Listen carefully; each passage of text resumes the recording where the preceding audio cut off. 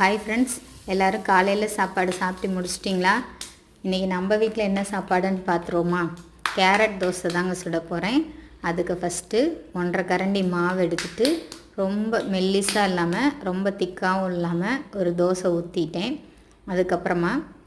அதுக்கப்புறமா துருவின கேரட்டை அப்படியே நம்ம ஊற்றின தோசை மேலே அப்படியே மேலால் தூவி விட்டுக்கணும். அப்படியே கேரட்டுக்கு மேலே கொஞ்சமாக இட்லி பொடி எடுத்து வழக்கம் போல் மலைச்சாரல் மாதிரியே தூவி விட்டேன். என்னடா டெய்லி இட்லி பொடின்னு நினைக்கிறீங்களா?